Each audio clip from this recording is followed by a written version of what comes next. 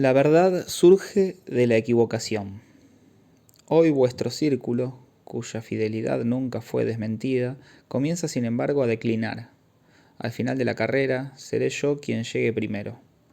Partimos de las reglas técnicas tal como están expresadas por primera vez en los escritos técnicos de Freud, a la vez perfectamente formuladas y harto inciertas, por una inclinación inherente a la naturaleza del tema.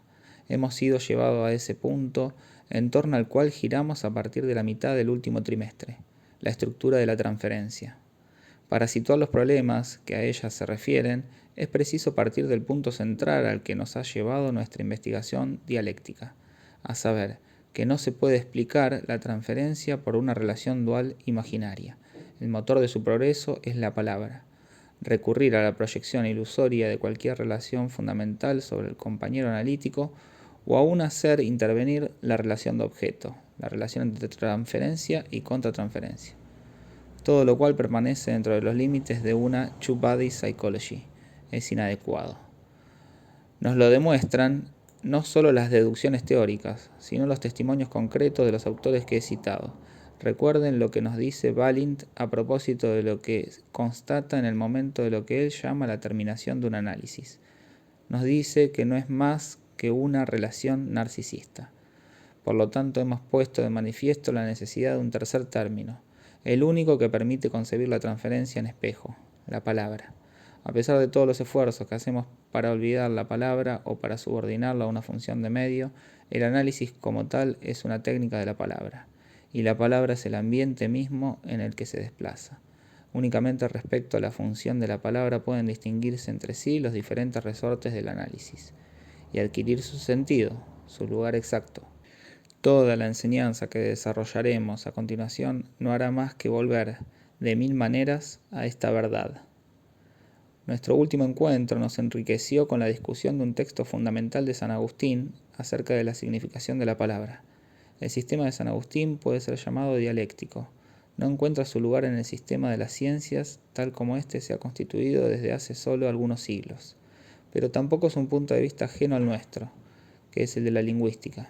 Al contrario, comprobamos que mucho antes de que nazca la lingüística en las ciencias modernas, alguien que medita sobre el arte de la palabra, es decir, que habla de él, es llevado a plantear un problema que el progreso de esta ciencia vuelve a encontrar actualmente. Este problema se plantea a partir de la cuestión de saber de qué modo la palabra se relaciona con la significación. De qué modo el signo se relaciona con lo que significa. En efecto, cuando aprendemos la función del signo, nos vemos siempre remitidos de signo a signo. ¿Por qué? Porque el sistema de los signos, tal como están concretamente instituidos, hic et nunc, forma un todo en sí mismo, es decir, instituye un orden sin salida. Por supuesto, es preciso que haya una, si no sería un orden insensato. Este callejón sin salida solo se revela cuando se considera el orden de los signos en su totalidad.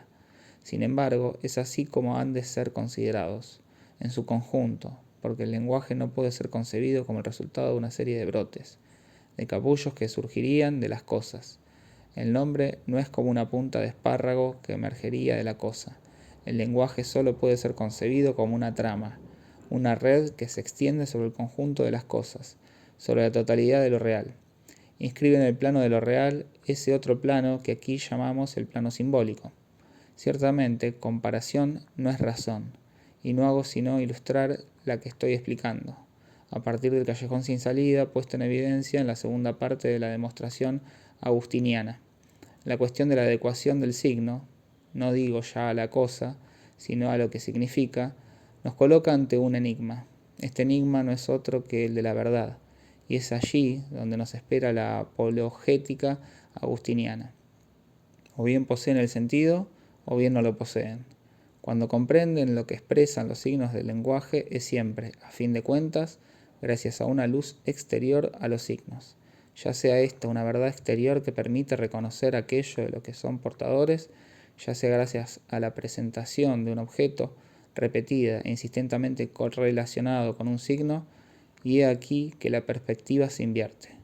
La verdad está fuera de los signos, en otro lugar. Esta báscula de la dialéctica agustiniana nos orienta hacia el reconocimiento del magister auténtico, del maestro interior de la verdad. Podemos, con todo derecho, detenernos un momento para señalar que la cuestión misma de la verdad ya está planteada por el progreso dialéctico mismo. Así como, en cierto momento de su demostración, San Agustín olvida que la técnica del cazador de pájaros, esa técnica compleja, astucia, trampa para su objeto, el pájaro que debe capturarse, ya está estructurada, instrumentada por la palabra. Igualmente parece desconocer aquí la cuestión misma de la verdad, ya está incluida desde este momento en el interior de su discusión, puesto que es con la palabra que cuestiona la palabra, y crea así la dimensión de la verdad. Toda palabra formulada como tal introduce en el mundo la novedad de la emergencia del sentido, no porque se afirme como verdad, sino más bien porque introduce en lo real la dimensión de la verdad. San Agustín argumenta, la palabra puede ser engañadora. Ahora bien, el signo por sí solo no puede presentarse y sostenerse más que en la dimensión de la verdad, porque es engañadora, la palabra se afirma como verdadera. Esto para quien escucha, para quien habla. El engaño mismo exige primero el apoyo de la verdad que se quiere disimular y, a medida que se desarrolla, supone una verdadera profundización de la verdad a la cual, si puedo decirlo así, él responde. En efecto, a medida que la mentira se organiza, emite sus tentáculos. Le es necesario el control correlativo de la verdad que encuentra a cada recodo del camino y que debe evitar. La tradición moralista lo afirma. Es preciso tener buena memoria cuando se ha mentido. Es preciso saber muchas cosas para poder sostener una mentira. Nada es más fácil de montar que una mentira que se sostenga, ya que en este sentido la mentira realiza, al desarrollarse, la constitución de la verdad. Sin embargo, no es aún este el verdadero problema. El verdadero problema es el del error. Y es allí donde está planteado desde siempre. Es evidente que el error solo puede definirse en términos de verdad. Pero no se trata de decir que no habría error si no hubiese verdad. Así como se dice que no hay blanco sin negro. Hay que avanzar más aún. No hay error que no se formule y enseñe como verdad. Para decirlo de una vez, el error es la encarnación habitual de la verdad. Si queremos ser estrictamente rigurosos, diremos que, hasta que la verdad no esté totalmente desvelada, es decir, y según toda probabilidad nunca, por los siglos de los siglos, propagarse en forma de error es parte de su naturaleza. No es preciso avanzar mucho más para percibir aquí la estructura constituyente de la revelación del ser en tanto tal. Por el momento solo quiero respecto a este tema abrir una puertecita que algún día franquearemos. Permanezcamos hoy en la fenomenología de la función de la palabra. Hemos visto que el engaño, como tal, solo puede sostenerse en función de la verdad, y no solo de la verdad, sino del progreso de la verdad. Que el error es la manifestación habitual de la verdad misma, y por lo tanto las vías de la verdad son, por esencia, las vías del error. Me dirán ustedes, ¿cómo detectar entonces en el seno de la palabra error? Será necesario, o bien la prueba por la experiencia, la confrontación con el objeto, o bien la iluminación de esa verdad interior, objetivo de la dialéctica agustiniana. Esta objeción no carece de peso. El fundamento mismo de la estructura del lenguaje es el significante, que siempre es material, al que hemos reconocido en el verbum en San Agustín, y el significado. Considerados uno a uno, están en una relación que se presenta como estrictamente arbitraria. No hay mayor razón para llamar a la jirafa, jirafa, y al elefante, elefante, que para llamar a la jirafa, elefante, y al elefante, jirafa. Ninguna razón impide decir que la jirafa tiene una trompa y que el elefante tiene un cuello demasiado largo. Si dentro del sistema habitualmente utilizado esto es un error, ese error no puede detectarse, como señala San Agustín, mientras las definiciones no hayan sido planteadas. ¿Hay acaso algo más difícil que plantear las definiciones justas? No obstante, si ustedes continúan indefinidamente el discurso sobre la jirafa con trompa, y todo lo que dicen se aplica perfectamente al elefante, será evidente que, con el nombre de jirafa, están hablando del elefante. Solo hace falta acordar los términos que están utilizando con lo que habitualmente son utilizados. San Agustín lo demuestra a propósito del término perducam. No es esto lo que se llama un error. El error se demuestra como tal porque en determinado momento culmina en una contradicción. Si comencé diciendo que las rosas son plantas que viven generalmente bajo el agua, y resulta luego que permanecí un día entero en un sitio donde había rosas, ya que es evidente que no puedo permanecer un día entero bajo el agua, surge en mi discurso una contradicción que demuestra mi error. En otros términos, en el discurso es la contradicción la que establece la separación entre verdad y error. A ello se debe la concepción hegeliana del saber absoluto. El saber absoluto, en ese momento en que la totalidad del discurso se cierra sobre sí misma, en una no contradicción perfecta hasta el punto de, y precisamente por, plantearse, explicarse y justificarse, de aquí a que alcancemos ese ideal. De sobra conocen la discusión que persiste acerca de todos los temas y todos los sujetos, planteada con mayor o menor ambigüedad, según las formas de acción interhumana de que se trate. Conocen también la discordancia manifiesta entre los distintos sistemas simbólicos que ordenan las acciones, los sistemas religioso, jurídico, científico, político. No hay allí superposición ni conjunción de estas referencias. Entre ellas hay ansia, fallas, desgarraduras. No podemos, en consecuencia, concebir el discurso humano como unitario. Toda emisión de palabra está siempre, hasta cierto punto, en una necesidad interna de error. Henos aquí, pues, conducidos, aparentemente, a un pirronismo histórico que suspende el valor de verdad de todo lo que puede emitir la voz humana. Lo suspende a la espera de una futura totalización. ¿Es caso impensable su realización? Después de todo, no podemos concebir el progreso del sistema de las ciencias físicas como el progreso de un único sistema simbólico alimentado y materializado por las cosas. Por otra parte, a medida que este sistema se perfecciona, vemos cómo las cosas se trastornan, se descomponen, se disuelven bajo su presión. El sistema simbólico no es un ropaje pegado a la piel de las cosas, tiene efectos sobre ellas y también sobre la vida humana. Se puede llamar como se quiera a esta conmoción, violación de la naturaleza, transformación de la naturaleza, humanización del planeta. Este sistema simbólico de las ciencias avanza hacia la lengua bien hecha, que podemos considerar como su lengua propia, una lengua privada de toda referencia a una voz. La dialéctica agustiniana también nos lleva a este punto, al privarse de toda referencia a ese dominio de la verdad en cuyo interior, sin embargo, se desarrolla implícitamente. Aquí es también donde no podemos dejar de sorprendernos ante el discurso freudiano. A este interrogante que parece, literalmente, metafísico, el descubrimiento freudiano no deja de aportar, por ser empírico, una contribución fascinante, tan fascinante que nos ciega en cuanto a su existencia. Lo propio del campo psicoanalítico es suponer, en efecto, que el discurso del sujeto se desarrolla normalmente. Así dice Freud, en el orden del error, del desconocimiento, incluso de la denegación. Esta no es exactamente la mentira, está entre el error y la mentira. Estas son verdades de burdo sentido común, pero aquí radica la novedad. Durante el análisis en ese discurso que se desarrolla en el registro del error, ocurre algo a través de lo cual hace irrupción la verdad, y que no es la contradicción. ¿Deben los analistas empujar a los sujetos en la vida del saber absoluto, educarlos en todos los planos, no solo en psicología descubriéndoles las absurdidades en medio de las que viven habitualmente, sino también en el sistema de las ciencias? Por supuesto que no. Lo hacemos aquí porque somos analistas, pero si hubiera que hacerlo con los enfermos, puesto que los tomamos entre cuatro paredes, tampoco les preparamos el encuentro con lo real. Nuestra función no es guiarlos de la mano por la vida, es decir, por las consecuencias de sus tonterías. En la vida podemos ver cómo la verdad alcanza el error por detrás.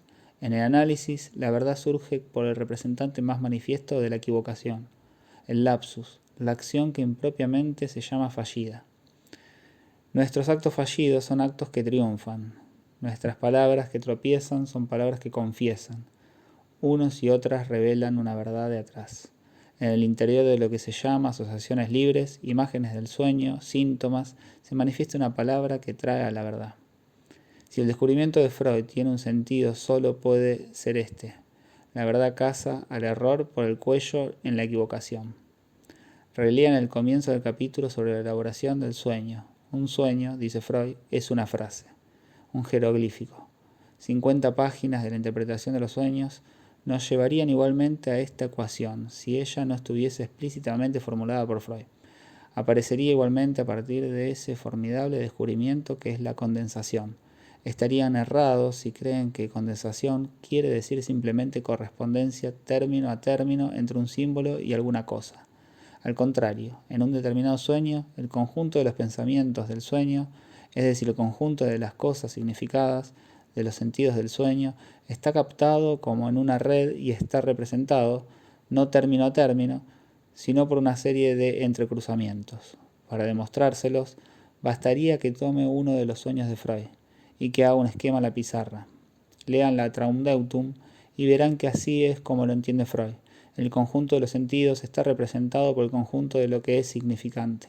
Cada elemento significante del sueño, cada imagen, hace referencia a una serie de cosas a significar. E inversamente, cada cosa a significar está representada por varios significantes. El descubrimiento freudiano nos conduce, pues, a escuchar en el discurso esa palabra que se manifiesta a través o incluso a pesar del sujeto. El sujeto no nos dice esta palabra solo con el verbo, sino con todas sus restantes manifestaciones. Con su propio cuerpo, el sujeto emite una palabra que, como tal, es palabra de verdad. Una palabra que él ni siquiera sabe que emite como significante, porque siempre dice más de lo que quiere decir, siempre dice más que lo que sabe que dice. La objeción principal que San Agustín formula a la inclusión del dominio de la verdad en el dominio de los signos es, dice, que los sujetos muy a menudo dicen cosas que van mucho más lejos de lo que piensan, y que son incluso capaces de reconocer la verdad sin adherirse a ella. El epicúreo, que sostiene que el alma es mortal, cita, para refutarlos, los argumentos de sus adversarios, pero quienes tienen abiertos los ojos perciben que allí está la palabra verdadera y reconocen que el alma es inmortal. Mediante algo, cuya estructura y función de la palabra hemos reconocido, el sujeto testimonia un sentido más verídico que todo lo que expresa con su discurso de error. Si nuestra experiencia no se estructura de este modo, no se tiene, estrictamente hablando, sentido alguno. La palabra que emite el sujeto llega, sin que él lo sepa, más allá de sus límites en tanto sujeto discursante, y a la vez permanece, sin duda alguna, en el interior de sus límites en tanto sujeto hablante. Si abandona esta perspectiva, surge de inmediato la objeción, que me asombra no sea formulada más a menudo. ¿Por qué el discurso que usted detecta tras el discurso de la equivocación no cae bajo la misma objeción que este último? Si es un discurso al igual que el otro, ¿por qué no está él también sumergido en el error? En efecto, toda concepción de estilo junguiano, toda concepción que hace del inconsciente, con el nombre de arquetipo, el lugar real de otro discurso, cae categóricamente bajo esta objeción. Esos arquetipos, esos símbolos sustantificados que residen en la base del alma humana, ¿por qué habrían de tener algo más verdadero que lo que supuestamente está en la superficie? ¿Acaso más verdadero lo que está en los sótanos que lo que está en el granero? ¿Qué quiere decir Freud cuando enuncia que el inconsciente no conoce la contradicción ni el tiempo? ¿Quiere decir acaso que el inconsciente es una realidad verdaderamente impensable? Ciertamente no, pues no hay realidad que sea impensable. La realidad se define a partir de la contradicción. La realidad es lo que hace que cuando estoy aquí, usted, señorita, no puede ocupar el mismo lugar. No vemos por qué el inconsciente escaparía a este tipo de contradicción. Lo que Freud quiere decir cuando habla de la suspensión del principio de contradicción en el inconsciente es que la palabra verídica que supuestamente debemos detectar, no por observación sino por interpretación, en el síntoma, el sueño, el lapsus, el witz, obedece a leyes diferentes a las del discurso sometido a la condición de desplazarse en el error hasta el momento del encuentro con la contradicción. La palabra auténtica tiene otros modos, otros medios que el discurso corriente. Es esto lo que debemos explorar rigurosamente si queremos realizar, aunque no sea más que un mínimo progreso, en la reflexión acerca de lo que hacemos. Por supuesto, nada nos obliga a hacerlo.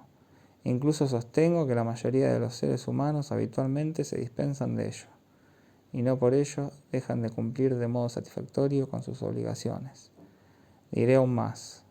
podemos hacer avanzar muchísimo más el discurso e incluso la dialéctica, prescindiendo totalmente del pensar. No obstante, todo progreso capaz de constituir una revelación en el mundo simbólico implica, al menos por un breve instante, un esfuerzo de pensamiento. Ahora bien, un análisis no es más que una serie de revelaciones particulares de cada sujeto. Es pues verosímil que su actividad exija que el analista se mantenga alerta respecto al sentido de lo que hace y que, de vez en cuando, se deje un rato para pensar.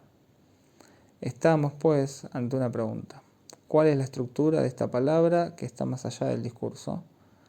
La novedad freudiana, respecto a San Agustín, es la revelación en el fenómeno de esos puntos vividos, subjetivos, donde emerge una palabra que sobrepasa al sujeto discursante. Novedad tan cautivadora que difícilmente podemos creer que nadie la haya percibido antes. Sin duda era necesario que la mayoría de los hombres estuviesen atrapados durante algún tiempo en un discurso sumamente perturbado, quizá desviado y en cierto sentido inhumano, alienante, para que esta palabra se manifestara con tal acuidad, tal presencia, tal urgencia. No lo olvidemos, ella surgió en la parte sufriente de los seres, y el descubrimiento freudiano asumió la forma de psicología mórbida, de psicopatología. Dejo a fin de que reflexionen en ellas todas estas consideraciones, porque quiero ahora insistir en esto. Solo en el movimiento dialéctico de la palabra más allá del discurso adquieren su sentido y se ordenan los términos que empleamos habitualmente, cual si fuesen datos, sin pensar demasiado en ellos. La Verdichtung demuestra ser tan solo la polivalencia de los sentidos en el lenguaje, sus superposiciones, sus entrecruzamientos, por los cuales el mundo de las cosas no está recubierto por el mundo de los símbolos, sino que retomado así, a cada símbolo corresponden 1000 cosas, y a cada cosa 1000 símbolos. La Verneinung muestra el aspecto negativo de esta no superposición, puesto que es preciso hacer entrar a los objetos en los agujeros, y como los agujeros no corresponden, son entonces los objetos los que sufren. También el tercer registro, el de la Verdrangung, puede referirse al discurso, ya que, obsérvenlo bien en la práctica, es una indicación, háganlo y verán. Cada vez que hay represión en el sentido estricto de la palabra, pues represión no es repetición ni tampoco denegación. Se produce siempre una interrupción del discurso. El sujeto dice que le falta la palabra. Me falta la palabra. ¿En qué momento aparece en la literatura un giro semejante? Fue Saint-Amand quien lo pronunció por primera vez. No lo escribió, sino que lo dijo un día. Así porque sí, en la calle. Forma parte de las innovaciones introducidas en la lengua por los preciosistas. Somaise la señala en su diccionario de las preciosas, entre otras 1000 formas, hoy ya corrientes, pero que en su momento fueron agudezas que creó en sus saloncitos esa amable sociedad consagrada al perfeccionismo del lenguaje. Ven cómo existe una relación entre la Carte du Tendre y la psicología psicoanalítica. Me falta la palabra. Nunca se hubiera dicho tal cosa en el siglo XVI. Conocen el famoso ejemplo de la palabra que le faltaba a Freud, el nombre propio del pintor de los frescos de Orvieto, Signorelli. ¿Por qué le faltaba esta palabra? Porque la conversación precedente no había llegado a su término que habría sido el Herr, el amo absoluto, la muerte. Después de todo, existen quizá límites internos a lo que puede decir, como lo anuncia Mefistófeles, a menudo citado por Freud. Dios no puede enseñar a sus muchachos todo lo que Dios sabe. Esto es la represión. Cada vez que el maestro se detiene en la vía de su enseñanza por razones que dependen de la naturaleza de su interlocutor, hay ya represión. Y yo, que les enseño cosas ilustradas mediante imágenes, destinadas a volver a colocar las ideas en su lugar, yo también genero represión, aunque un poco menos que la que se genera habitualmente, la cual es del orden de la denegación. Vean el primer sueño que Freud presenta en el capítulo sobre la condensación, el de la monografía botánica, ya resumido en el capítulo sobre el material y las fuentes del sueño. Es una maravillosa demostración de todo lo que estoy aquí contando. Sin duda, cuando se trata de sus propios sueños, Freud nunca nos dice el fondo del asunto, pero no tenemos dificultad alguna para adivinarlo. Freud, entonces, vio durante el día una monografía sobre los ciclámenes, las flores preferidas de su mujer. Freud no ignora cuando dice que muchos maridos, y también él, ofrecen con menor frecuencia que las debidas flores a su mujer. Lo que esto significa. Freud evoca su conversación con el ocultista Conning Einstein, quien operó a su padre, anestesiado con cocaína. Ahora bien, conocen la famosa historia de la cocaína. Freud nunca perdonó a su mujer que le hiciera acudir urgentemente a su lado. De no haberlo hecho, decía, habría avanzado más en su descubrimiento y se habría convertido en un hombre célebre. También está en las asociaciones del sueño la enferma que responde al bello nombre de Flora, y en cierto momento aparece el señor Gärtner, que en alemán quiere decir jardinero, acompañado, como por casualidad, de su mujer, a la que Freud encuentra blooming, floreciente. Todo allí está en la penumbra. Freud, que no quiere romper con su mujer, disimula el hecho de que no le trae a menudo flores, y disimula también esa reivindicación, esa amargura permanente que es la suya en el momento en que espera su nombramiento como profesor extraordinario. La lucha que lleva a cabo a fin de que le reconozcan está allí subyacente en los diálogos con sus colegas que evoca. Todo esto también está acentuado por el hecho de que en el sueño el señor Gärtner lo interrumpe. Se comprende también por qué estos dos restos diurnos, la conversación con el ocultista y la visión de la monografía, alimentan este sueño. Ellos fueron los puntos fonemáticos vividos, si así puedo decirlo, a partir de los cuales se puso en funcionamiento la palabra que se expresa en el sueño. ¿Quieren que la formule? Es para decirlo crudamente. Ya no amo a mi mujer. O también lo que a propósito de sus fantasías y gustos por el lujo evoca. Soy desconocido por la sociedad y frenado en mis ambiciones. Pienso en uno de nuestros colegas que en una conferencia sobre Freud decía, era un hombre sin ambiciones y necesidades. Es esta una evidente falsedad. Basta leer la vida de Freud y conocer la brutalidad de sus respuestas a quienes se acercaban a él, idealistas, con el corazón en la mano, y le interrogaban acerca de sus intereses, de los suyos, los de Freud, en la existencia. 15 años después de la muerte de Freud, no deberíamos en modo alguno caer en la hagiografía. Felizmente nos queda en su obra algo que testimonia un poco acerca de su personalidad. Volvamos a este famoso sueño. Si hay sueño es porque hay represión, ¿verdad? Entonces, ¿qué es lo que aquí estaba reprimido?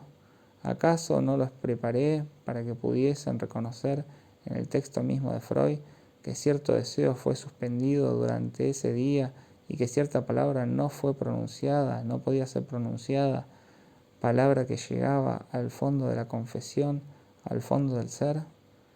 Dejaré hoy aquí la pregunta. En el estado actual de las relaciones entre los seres humanos, ¿puede una palabra hablada fuera de la situación analítica ser una palabra plena? La interrupción es la ley de la conversación. El discurso cotidiano tropieza siempre con el desconocimiento, que es el resorte de la Verneingung. Si leen la Traumdeutung, guiándose con lo que les enseño, verán hasta qué punto los conceptos se vuelven más claros, incluso el sentido, que a veces parece ambiguo, que Freud dio la palabra deseo. Freud concede, lo cual puede parecer una sorprendente denegación, que es preciso admitir dos clases de sueños, los sueños de deseo y los sueños castigo. Pero si comprendemos de qué se trata, nos damos cuenta que el deseo reprimido que se manifiesta en el sueño se identifica con ese registro en el cual estoy intentando hacerlos penetrar. Es el ser que espera revelarse. Esta perspectiva confiere su pleno valor al término deseo en la obra de Freud. Unifica el campo del sueño, permite comprender los sueños paradójicos, como el sueño del joven poeta cuya juventud es tan difícil, que indefinidamente sueña lo mismo. Es un empleaducho de sastrería. Este sueño no presentifica tanto un castigo como una revelación del ser. Marca uno de los pasos de la identificación del ser, el pasaje del ser a una nueva etapa, a una nueva encarnación simbólica de sí mismo. A ello se debe el valor de todo lo que es del orden de la accesión, del concurso, del examen, de la habilitación, valor no de prueba ni de test, sino de investidura. Por si acaso, he puesto en la pizarra este pequeño diamante, que es un diedro de 6 caras. Supongamos iguales todas sus caras. Algunas están arriba y otras abajo respecto a un plano. Por más que todas sus caras sean iguales, no es un poliedro regular. Consigamos que el plano medio, el plano donde se sitúa el triángulo que divide en dos a esta pirámide, representa la superficie de lo real en su simplicidad. Nada de lo que está aquí puede franquearlo. Los lugares están ocupados, pero todo ha cambiado en el otro piso, porque las palabras, los símbolos introducen un agujero, un hueco, gracias al cual todo tipo de pasajes son posibles. Las cosas se vuelven intercambiables. Ese agujero en lo real se llama, según el modo de abordarlo, el ser o la nada. Ese ser y esa nada están vinculados esencialmente al fenómeno de la palabra, la tripartición de lo simbólico, lo imaginario y lo real, categorías elementales sin las cuales nada podemos distinguir en nuestra experiencia. Se sitúa en la dimensión del ser. Sin duda no gratuitamente, son 3. Debe allí existir una ley mínima que la geometría no hace sino encarnar, a saber, que si desprenden en el plano de lo real una aleta que se introduce en una tercera dimensión, ustedes no podrán hacer nada sólido sin, por lo menos, otras 2 aletas. Este esquema presentifica lo siguiente: solo en la dimensión del ser y no en la de lo real pueden escribirse las 3 pasiones fundamentales, en la unión entre lo simbólico y lo imaginario. Esa ruptura, esa arista que se llama el amor, en la unión entre lo imaginario y lo real, el odio, en la unión entre lo real y lo simbólico, la ignorancia. Sabemos que la dimensión de la transferencia existe de entrada, en forma implícita, antes del comienzo mismo del análisis, antes que ese concubinato que es el análisis la desencadene. Ahora bien, estas 2 posibilidades, amor y odio, están siempre acompañadas por una tercera, que generalmente se descuida y que no se cuenta entre los componentes primarios de la transferencia, la ignorancia como pasión. Sin embargo, el sujeto que viene a analizarse se coloca, como tal, en la posición de quien ignora. Sin esta referencia no hay entrada posible al análisis, nunca se la nombra, nunca se piensa en ella, cuando en realidad es fundamental. La pirámide superior, que corresponde a la elaboración de la Verdrangung, la Verdintung y la Verneingung, se edifica a medida que progresa la palabra y el ser se realiza, al comienzo del análisis como al comienzo de toda dialéctica. Ese ser existe implícitamente, de modo virtual, no está realizado. Para el inocente, para quien nunca penetró en dialéctica alguna y sencillamente se cree en lo real, el ser no tiene ninguna presencia. La palabra incluida en el discurso se revela gracias a la ley de la asociación libre que lo pone en duda, entre paréntesis, suspendiendo la ley de no contradicción. Esta revelación de la palabra es la realización del ser. El análisis no es esa reconstitución de la imagen narcisista a la cual frecuentemente se lo reduce. Si el análisis solo fuese poner a prueba ciertos comportamientos, más o menos bien captados, más o menos proyectados astuciosamente, gracias a la colaboración de 2 yo, si nos limitásemos acechar el surgimiento de no sé qué realidad inefable. ¿Por qué esa realidad habría de tener algo privilegiado respecto a las otras? En mi esquema, el punto O está en algún sitio por detrás y, a medida que su palabra lo simboliza, se realiza en su ser. Por hoy terminaremos aquí. Ruego insistentemente a quienes este discurso haya interesado, incluso trabajado, que la próxima vez me formulen preguntas, no demasiado largas, puesto que solo nos queda un seminario, en torno a las que intentaré ordenar la conclusión, si es que puede hablarse de conclusión. Nos servirá como nudo para emprender el año próximo un nuevo capítulo. Pienso, cada vez más, que el año próximo deberé dividir este seminario en dos, si quiero, por una parte, explicarles del presidente Schreber y el mundo simbólico en la psicosis, y por otra, mostrar a partir de Das Ich und Das Es que ego, superego y es no son nuevos nombres para viejas entidades psicológicas.